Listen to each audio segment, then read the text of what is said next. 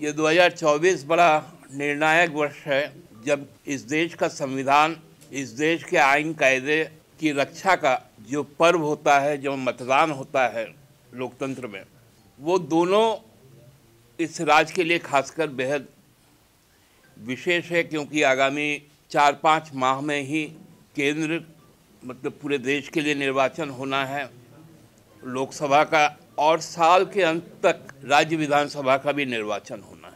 हम सब जो ये 52 से जो निर्वाचन शुरू हुआ है, उसके पूर्व स्वतंत्र भारत में 1951 में भारत निर्वाचन आयोग का गठन हुआ। नियमावली बनी कि लोकसभा से लेकर ग्राम सभा तक मतलब पंचायत तक कैसे चुनाव संपन्न होंगे, लोग अपने मताधिकार का प्रयोग निर्भीक और निष्पक्ष होकर करेंगे, और ये पूरा कवायद की जिम्मेवारी भारतीय निर्वाचन आयोग को दी गई। यह तय किया गया कि भारत का निर्वाचन आयोग निष्पक्ष होकर सभी को समान अवसर प्रदान करते हुए निर्वाचन को संपन्न करवाएगा, और जो भी मतादेश होगा या जनादेश होगा उसके अनुसार सरकार की गठन होगी। इसी परंपरा का निर्वहन करते हुए 2019 में विधानसभा का भी चुनाव हुआ।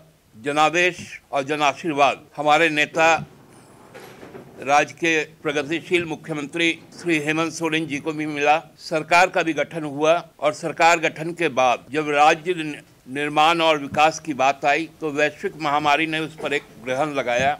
उस ग्रहण को हम लोगों ने बहुत शिद्दत के साथ, लोगों के सहयोग के साथ उसको भी उत्तीर्ण किया, और उसके पश्चात जीवन बचाने के पश्चात जो आजीविका को भी बचाने का काम किया, और पुनः राज्य में जो आकांक्षाएं थी लोगों को, उसके अनुरूप योजनाएं तय की। काम सरकार पिछले 2 वर्षों में 2 बार लोगों के साथ सीधा संवाद के साथ जुड़ी, पूरी तरह से जो उनकी चाहिदाएं थी उसको समझा।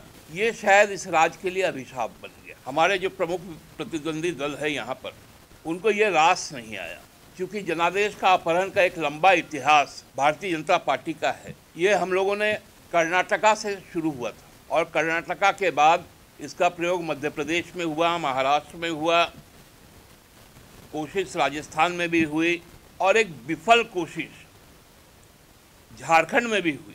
लेकिन फिर भी जब भाजपा को इस पर सफलता नहीं मिला, जब यहाँ के निर्वाचित सदस्यों ने कहा कि हम अपने जनादेश के खिलाफ नहीं जाएंगे, तब शुरू हुआ एक नया पटकथा लिखना, साजिश रचना। उसमें भाजपा की जो केंद्र सरकार है, उन्होंने बड़ा अच्छा एक पटकथा लिखा, और उस पर लगातार कार्रवाई शुरू हुई। उसका एक ही उद्देश्य था, और वो उद्देश्य आज भी जारी है कि हम सरकार को लोगों के साथ चैन से जोड़ने नहीं देंगे, योजनाओं को धरातल पे उतरने नहीं देंगे।